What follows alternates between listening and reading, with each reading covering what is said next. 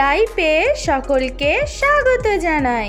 আমরা চলে এসেছি জব্বলপুরে, আর জব্বলপুরে এসে আমরা নিয়ে নিয়েছি দুটি নন এসি রিটায়ারিং রুম। এগুলি হোটেলের থেকে অনেকটাই কম ভাড়া। হাওড়া থেকে মাত্র 550 টাকা ভাড়াতে স্লিপার কোচে তোমরা পৌঁছে যেতে পারো জব্বলপুর, আর একটা অটো রিজার্ভ করে 1000 থেকে 1200 টাকা দিয়ে ঘুরে নিতে পারো জব্বলপুর। টোটাল ডিটেলস ডেসক্রিপশন বক্সে দিয়ে দিলাম।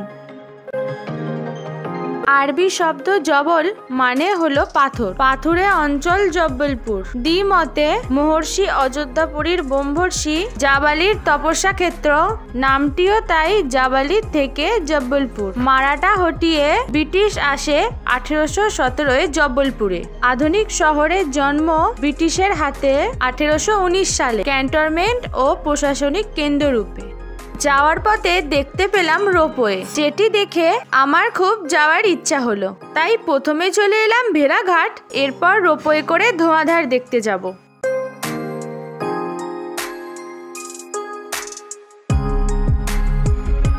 নর্মদা নদীতে বোটিং করবার জন্য কিছু সিঁড়ি দিয়ে ওঠানামা করে যেতে হয়। লিফটের ব্যবস্থাও আছে, কিন্তু আজ দুর্ভাগ্যবশত সেটি বন্ধ। অনিচ্ছার সত্ত্বেও বেশ অনেকগুলি সিঁড়ি পেরিয়েই আমাদেরকে নিচে নামতে হলো।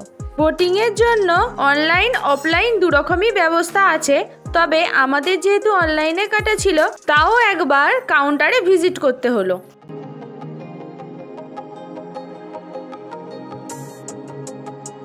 ফাইনালি আমরা উঠে পড়লাম বোটে, আর অপেক্ষা করতে লাগলাম কতক্ষণে একটি অজানা অভিজ্ঞতার সাক্ষী হব।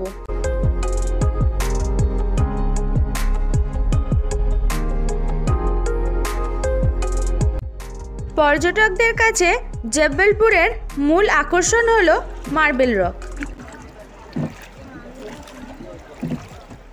রাজ্যের তৃতীয় বৃহত্তম শহর হলো এই জব্বলপুর। শহর থেকে 23 কিলোমিটার পশ্চিমে রয়েছে পর্যটক প্রিয় মার্বেল রক। নীল জল নীল আকাশ, তারই মাঝে নর্মদা নদীর খাতে দুই তীরে শখানেক ফুট উঁচু খাড়া পাহাড় উঠেছে ম্যাগনেসিয়াম চুনা পাথরের। পাথরের অপরূপ মহিমা পাগলপাড়া করে তোলে। এখানে কুমিরও আছে, আর আছে পাহাড়ে মৌমাছির বাসা অর্থাৎ মৌচাক, আর পাহাড়ের ছোট ছোট গুহায় আছে পেঁচার পরিবার। নর্মদা নদীতে 3 কিমি জলপথে নৌকায় দেখে নিতে হয় মার্বেল রক। পাহাড় যেখানে শেষ হয়েছে নাম তার মানকি স্লিপ। তারই আগে ডান হাতে দত্তাত্রেয় মুনির গুহা। মহর্ষি ভৃগুও তপস্যা করেছেন এখানে। এই শিব ঠাকুর প্রতিষ্ঠিত হয়েছে ইন্দোরের রানী অহল্যাবাইয়ের দ্বারা।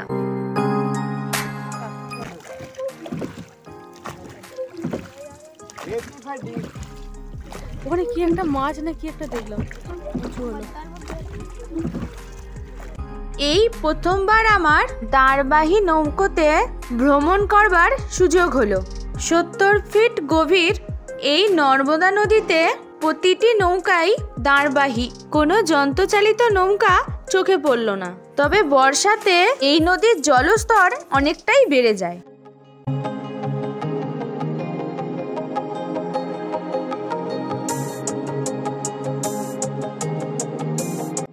ওখানকার গাইড বলছিলেন ওই ছোট ছোট ছিদ্রগুলো ও দাগগুলো নাকি নর্মদা নদীর জল বেড়ে যাওয়ার ফলে হয়েছে।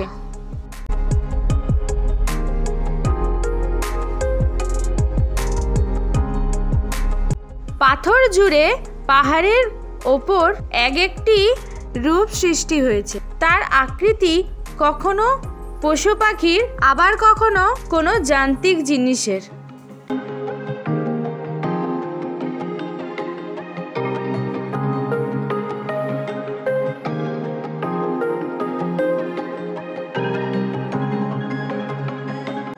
এটি ঘুরতে মোটামুটি 1 থেকে 1.5 ঘন্টা মতো সময় লাগে, কিন্তু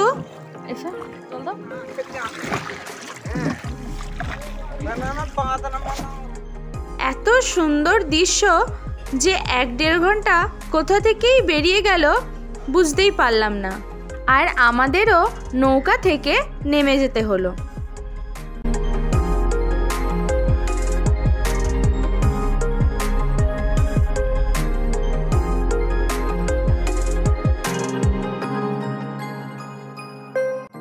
এরপর আমরা ওখানেরই একটা দোকানে কিছু খাওয়া দাওয়া করে নিলাম, আর তারপর আমরা একটু নর্মদা নদীর ঘাটের কাছে গিয়ে কয়েকটা ফটোশ্যুট করে নিলাম। দেখলাম নর্মদা নদীর স্নানের ঘাটের দিকে জলের স্রোত বিরাট।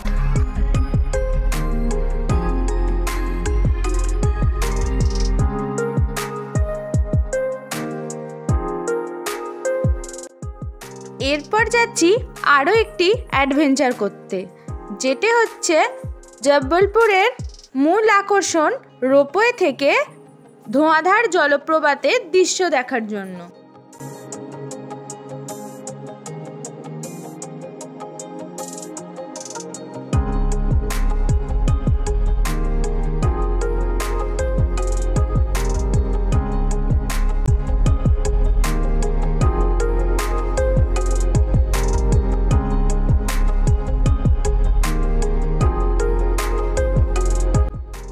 উঠে পড়েছি রোপওয়েতে। এর আগেও আমি 3 বার রোপওয়ে উঠেছি, কিন্তু এটি আমার কাছে বেশি অ্যাডভেঞ্চার বলে মনে হয়েছে।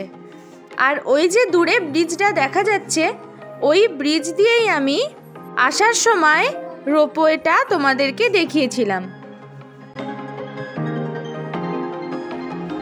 তুমি বলো, খুব সুন্দর লাগছে। এই প্রথম ওই দেখো, ভালো লেগেছে। এদিকটা দেখো। বসো বসো, ওরা বসতে বলেছে, এরকম দাঁড়াচ্ছ কেন? আরে ভিডিওটা তুলবো না, বসে তোলো। ওপর থেকে জলপ্রপাতটিকে দেখতে লাগে অসাধারণ। অ্যাডভেঞ্চার হচ্ছে, একদম একদম অ্যাডভেঞ্চার। পুরো নর্মদা নদী এখানে শখানেক ফুট নিচুতে আছড়ে পড়ে দুর্বার গতিতে বয়ে চলেছে। নর্মদার এই পতন দৃশ্য অতীব সুন্দর। নর্মদার তীর ধরে মাইলখানেক যেতে এই জলপ্রপাত ধূম্রাকার আকারে জলকণা বাতাসে ওড়ে, নাম তাই ধোঁয়াধার বা ধুমাধার জলপ্রপাত।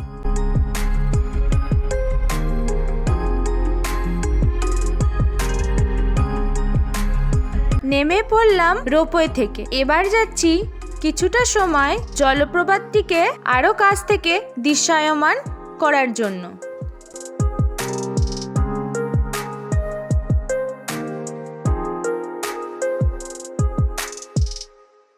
ভিউ পয়েন্ট থেকে এই জলপ্রপাত দেখলাম। সূর্যালোকের বর্ণছটা এখানে খুবই রমণীয়। নর্মদা নদী পাথরে ধাক্কা খেয়ে ঝিরিঝিরি বৃষ্টির কণার মতো এসে আমাদের গা ভিজিয়ে যাচ্ছে এখানে।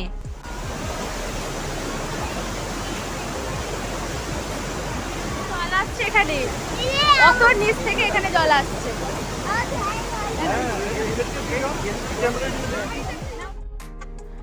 সাই সাই আওয়াজ করে একসাথে অসংখ্য ঝর্ণার সৃষ্টি করেছে এই একটি নদী। এরপর বেশ কিছু ফটোগ্রাফি করে আমরা একটু আখের রস খেয়ে নিলাম, আর তারপর আমরা সেই রোপওয়ে করেই ব্যাক করব।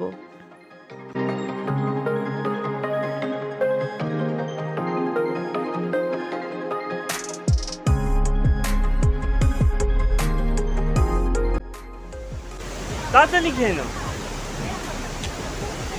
ভালো। উঠে পড়লাম আবার রোপওয়েতে। উপর থেকে দেখলে ভয় লাগছে, তাই তো বুক টিপ করছে। প্রাকৃতিক সৌন্দর্য ও আমাদের দেশটা যে কতটা সুন্দর সেটা না ঘুরলে তো বোঝাই যাবে না। নর্মদা নদীর খাদের ওপর দিয়ে চলেছে সরু তারের এই কেবল কার। ভালো করে চিন্তা করলে তো একটু নার্ভাস লাগছিল আমাদের এখানে। তোমরা তো উঠবে না বলছিলে। বলছিলাম তো ভয়েতে। ভেবেছে ফাঁকা চারদিক, ফাঁকাও হয়, তাও ভয় ফাঁকা নেই। হলে এনজয় করতাম, এরকম বসে থাকবো চুপচাপ, কি হবে? ফাঁকা হলেও পড়ে যাওয়ার মতো নয়, এবার নিরাপদ। তাই এবার নেমে পড়লাম রোপওয়ে থেকে। এবার আমরা যাচ্ছি ব্যালেন্সিং রক দেখার জন্য।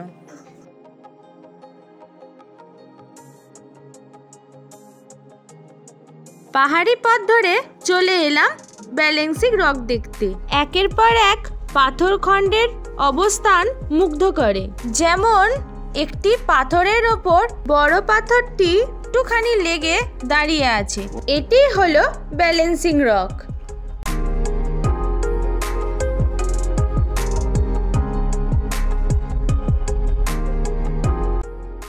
দেখলে মনে হবে হাত দিয়ে ঠেলে দিলেই বোধহয় পড়ে যাবে, কিন্তু যুগ যুগান্তর ধরে নানা রকম প্রাকৃতিক দুর্যোগ, ঝড়, ভূমিকম্প ইত্যাদি কাটিয়ে এই পাথরটি এভাবেই রয়েছে বহুদিন ধরে।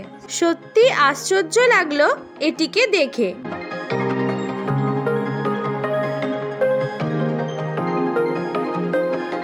ঘুরে চলে এলাম, দারুণ ঘোরা হয়েছে, দারুণ ঘোরা হয়েছে। এগুলো আমার হাজব্যান্ড আগেই ঘোরা হয়ে গেছিলো, মানে আজ থেকে 10 বছর হয়তো আগে, 10 বছর 12 বছর আগে। তা তখন ও বাচ্চা ছিল, আর চিরকাল আমাকে বলেছে যে নিয়ে যাব। এত বছর পর হলো ঘোরা। এর আগে অবশ্য অনেক ঘুরেছি, এটা হয়নি। তো ভিডিওটা আজকের মতো এখানেই শেষ করছি। আমার হাজব্যান্ড একটু বিজি আছে, তাই এলো না ভিডিওতে আর। আজকের জন্য সকলকে টাটা।